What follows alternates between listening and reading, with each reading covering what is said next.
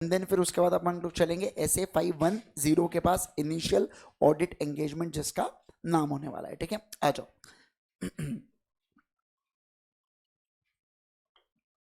Okay दोस्तों, आ जाइए, ध्यान दीजिए। ओके तो अभी हम लोग यहाँ पे रिवाइज करने वाले बेटा किसको, SA505 को, जिसे हम लोग क्या कहेंगे, एक्सटर्नल कंफर्मेशन कहेंगे। ठीक है, एक्सटर्नल कंफर्मेशन की अगर मैं बात करूं तो external confirmation is one of the, क्या है बताइए, ऑडिट प्रोसीजर। याद है OIC RR का पार्ट है ये। ठीक है, जो आपको क्या देता है, ऑडिट एविडेंस देता है।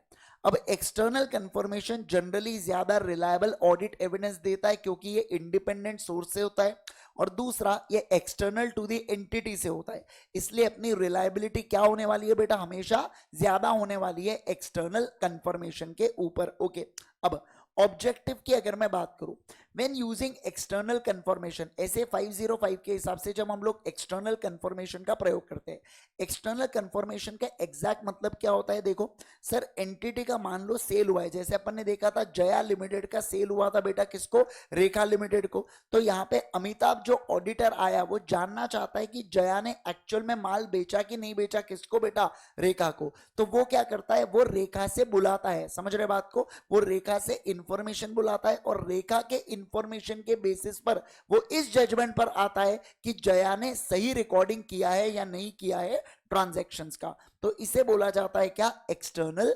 कंफर्मेशन। क्या बोला जाता है, बोलो, एक्सटर्नल कंफर्मेशन। तो देखो, when using external confirmation, design and perform करो ऐसे ऑडिट प्रोसीजर्स जो आपको क्या दे, relevant and reliable audit evidence दे। ये तो कॉमन है, अरे कोई भी ऑडिट प्रोसीजर दुनिया में लगाओ, आप ऐसा बोलते क्या इररिलेवेंट मुझे ऑडिट प्रोसीजर मिले, नहीं बेटा, हमेशा आपको रेलेवेंट और रिलायबल ऑडिट एविडेंस चाहिए। सर इसका मीनिंग क्या होता है, जो ऑडिट एविडेंस हमने ऑब्टेन किया है as a direct response to the auditor, क्या बोलो, as a direct response to the auditor, from किससे, फ्रॉम थर्ड पार्टी से, किससे, थर्ड पार्टी से, इन पेपर या इलेक्ट्रॉनिक या अदर फॉर्म। तो इस सिचुएशन के अंदर इसे बोला जाता है एक्सटर्नल कंफर्मेशन। तो एक्सटर्नल कंफर्मेशन का फिर से बोलेंगे, a direct return response to the auditor from third party in paper, electronic या अदर फॉर्म, तो उसे बोला जाता है एक्सटर्नल कंफर्मेशन।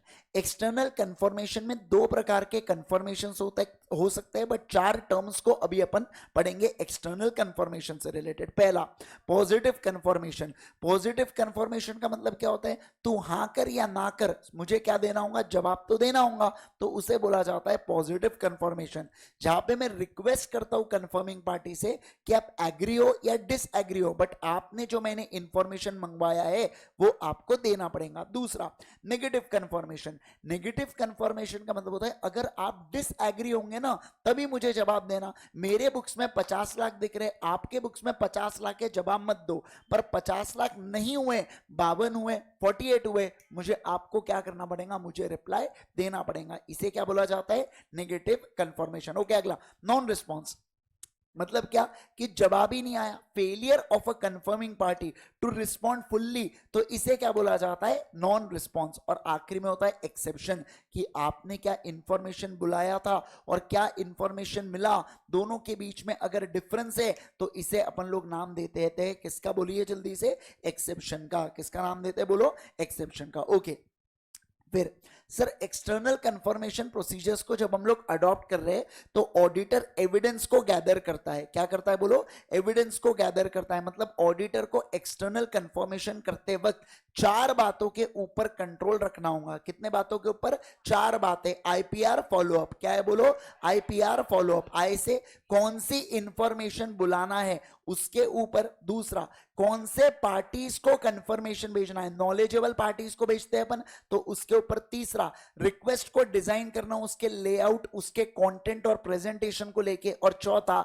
अगर रीजनेबल टाइम में जवाब नहीं आया तो फिर से क्या करना बेटा, फॉलो अप करना। क्या करना, बोलो, फॉलो अप में आप जेंटल रिमाइंडर देते हो, आप बोलते हो ठोक दूंगा नहीं रिप्लाई आया तो, ऐसा आप धमकी दोगे क्या, नहीं बेटा, ऑडिटर हो आप, समझ रहे आप बात को, auditor is a watchdog, he is not a blood hound बेटा, है ना। आइए देखिए, अब अगर मैं बात करूं चार बातें। पहला, determining the information to be confirm, अरे भैया पता करो आपको अकाउंटिंग इंफॉर्मेशन चाहिए या अदर इंफॉर्मेशन चाहिए, जैसे अकाउंट बैलेंसेस या उसके एलिमेंट से रिलेटेड कंफर्मेशन आप कर सकते हो, माइक को बंद करना है ना, उससे रिलेटेड इंफॉर्मेशन आप ले सकते हो। दूसरा जो साइड एग्रीमेंट्स है, क्या है बोलो, जो साइड एग्रीमेंट्स है उससे रिलेटेड भी आप क्या करोगे, कंफर्मेशन ले सकते हो। दूसरा सिलेक्ट करो अप्रोप्रिएट कंफर्मिंग पार्टी, जो कंफर्मिंग पार्टी है बेटा वो नॉलेजेबल या नॉलेजेबल नहीं होना चाहिए, होना चाहिए सर ऐसा व्यक्ति एंटिटी का जो नॉलेजेबल इंफॉर्मेशन को पजेस करे, वही हमारा कौन बनता है बताइए, थर्ड पार्टी या कंफर्मिंग पार्टी बनती है। फिर most important design confirmation request, design confirmation request में 4 मार्क के लिए सवाल पूछा जाता है। पहला, डिजाइन करो कंफर्मेशन रिक्वेस्ट को कि आपको किस कदर का क्या चाहिए, किस कदर की इंफॉर्मेशन चाहिए, उस हिसाब से आप डिजाइन करोगे कंफर्मेशन के रिक्वेस्ट को, मतलब कि नेचर ऑफ ऑडिट एविडेंस जो आपको ऑब्टेन करना है उसके बारे में आप डिजाइन करो। कौन से फैक्टर्स को कंसीडर करोगे डिजाइन करते वक्त, तो कौन से असर्शंस को आप एड्रेस कर रहे हो, फिर रोमम कितना है, फिर लेआउट एंड प्रेजेंटेशन कैसा होना चाहिए, प्रायर एक्सपीरियंस कैसा है, मेथड ऑफ कम्युनिकेशन क्या होने वाला है, क्या मैनेजमेंट हमें एनकरेज कर रहा है थर्ड पार्टी के साथ कम्युनिकेट करने के लिए, और इसके अलावा थर्ड पार्टी का जो कंफर्मिंग पार्टी है क्या वो एबिलिटी है क्या उसकी जवाब देने की, ये सब मुझे क्या करना है बेटा, कंसिडर करना है। ठीक है। तीसरा, जनरली मैं कैसे बेटा कंफर्मेशन रिक्वेस्ट डिजाइन करता हूं, पॉजिटिव कंफर्मेशन, कैसे बोलो, पॉजिटिव कंफर्मेशन। पॉजिटिव कंफर्मेशन में सारे केसेस में पार्टी को रिस्पॉन्ड करना पड़ता है क्या, यस। फिर मैं चेक करूंगा क्या ये रिलायबल ऑडिट एविडेंस दे रहा है क्या। पर ध्यान रखना पॉजिटिव कंफर्मेशन के अंदर 2 प्रकार के रिस्क इन्वॉल्व होती है, कितनी प्रकार की बोलो, 2 प्रकार की रिस्क इन्वॉल्व होती है।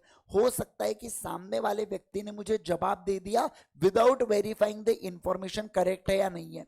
मैं पूछा 4 लाख का बैलेंस है क्या, उसने यस लिख के भेज दिया, देखा ही नहीं खुद के बुक्स में 4 लाख का है या नहीं है करके, तो इससे मेरी रिलायबिलिटी घटेंगी क्या, ऑब्वियस सी बात है। और फिर क्या बोला गया है, दूसरा कि हो सकता है कि यहाँ पे जो रिस्पॉन्स रेट है ना वो कम हो, क्या है मैं सामने वाले को थोड़ा सा मेहनत करने लगा रहा हूं ना बेटा, तो वो बोलेगा कहाँ मैं बुक्स ऑफ अकाउंट्स ओपन करूं, बैलेंसेस चेक करूं, एक काम करो रिप्लाई नहीं देते अपन, समझे, तो नो रिस्पॉन्स नो शो भी हो सकता है, एक तो गलत शो होगा, रॉन्ग शो या नो शो, दोनों में से कुछ भी हो सकता है क्या, यस सर। चलिए अगला चौथा पॉइंट यहाँ पे बोला है कि आप ये देखो कि जो आपका रिक्वेस्ट है ना डिजाइन का वो प्रॉपरली एड्रेस्ड होना चाहिए। अरे आप जिसको भेज रहे हो तो जिसको भेज रहे हो उसका कोई एड्रेस होगा बेटा, अब भलते ही कोई एड्रेस पे भेज दिया जो अब चेंज हो चुका है, तो आपको कभी जवाब आने वाला है क्या, कभी जवाब नहीं मिलेगा। तो प्रॉपरली एड्रेस रिक्वेस्ट होनी चाहिए। प्रॉपरली एड्रेस में ये भी आता है कि प्रॉपर अथॉरिटी वाले पर्सन को भी होना चाहिए। मान लो कोई जवाब मैं सीएफओ से मांगना चाहता हूं बेटा, तो मैं जबरदस्ती सीईओ को या एमडी को नहीं भेज सकता, वो मुझे सीएफओ को ही भेजना चाहिए, समझ रहे हैं आप बात को। तो जो जिसके पास अथॉरिटी होती है मैंने उससे ही वो जवाब मांगने चाहिए, तो मुझे रिप्लाई पक्के से मिलेगा। और चौथा पॉइंट क्या बोल के रखा है, फॉलो अप लो, अगर रीजनेबल टाइम में आपको क्या नहीं मिलता है तो जवाब नहीं मिलता है तो आप क्या लेंगे बेटा, फॉलो अप लेंगे। ठीक है। अगला, अब ध्यान दो सर, मैनेजमेंट है ना मना कर रही है बेटा, किससे मैनेजमेंट मना कर रही है कि आप कंफर्मेशन रिक्वेस्ट मत मांगो, मतलब आप एक्सटर्नल कंफर्मेशन मत करो, मतलब मैनेजमेंट ने लिमिटेशन इंपोज किया किसके ऊपर, ऑडिटर के ऊपर। अब ऑडिटर 3 बातें करेगा, पहला वो इंक्वायर करेगा, भाई क्यों रिफ्यूजल, क्यों रिफ्यूजल लगा रहे हो मैनेजमेंट, तुम मुझसे जरा ये तो बताओ कि आखिर क्या है तुम्हारा, मतलब रीजन क्या है रिफ्यूजल लगाने का। दूसरा, मैं ये देखूंगा क्या इस रिफ्यूजल से मेरे रोमम के ऊपर इंपैक्ट आ रहा है क्या, है ना। हो सकता है जैसे फॉर एग्जांपल रिफ्यूजल अनरीजनेबल हो तो मैं टीसीडब्ल्यूजी के पास कंप्लेंट करूंगा, और मान लो अगर मैं रिफ्यूजल के कारण ऑडिट एविडेंस को गैदर नहीं कर पाया या अल्टरनेटिव प्रोसीजर लगा के भी ऑडिट एविडेंस नहीं मिला, तो मैं क्या करूंगा, यहाँ पे मॉडिफाई करूंगा अपने ओपिनियन को।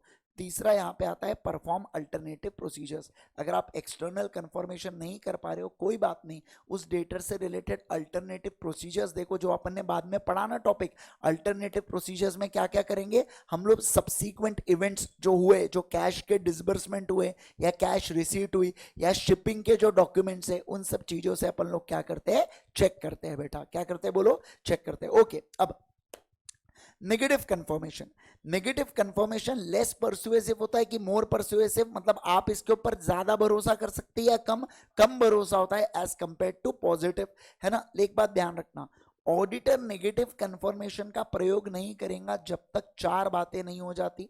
पहला, रोमम लो है, इंटरनल कंट्रोल स्ट्रांग है। दूसरा, जो पॉपुलेशन है उसके अंदर लार्ज अमाउंट है छोटे छोटे डेटा का, किसका बोलो, छोटे छोटे डेटा का, देखो स्मॉल अमाउंट लार्ज नंबर, और कैसे आइटम से, होमोजीनियस की हेट्रोजीनियस, होमोजीनियस। इसके अलावा एक्सेप्शन रेट कैसा है बेटा, लो एक्सेप्शन रेट है, और ऑडिटर को कुछ ऐसे फैक्ट्स या सर्कमस्टांसेस के बारे में वो अवेयर नहीं है जहां पे नेगेटिव कंफर्मेशन रिक्वेस्ट को डिसरिगार्ड कर देंगे। क्या कर देंगे बोलो, डिसरिगार्ड कर देंगे। मतलब मुझे नहीं पता यार कि एंटिटी और थर्ड पार्टी का इस कदर झगड़ा चल रहा है कि थर्ड पार्टी एंटिटी के किसी भी कम्युनिकेशन का जवाब नहीं देंगी, इसके बारे में मुझे नहीं पता है, तब जाके मैं नेगेटिव कंफर्मेशन का इस्तेमाल करूंगा।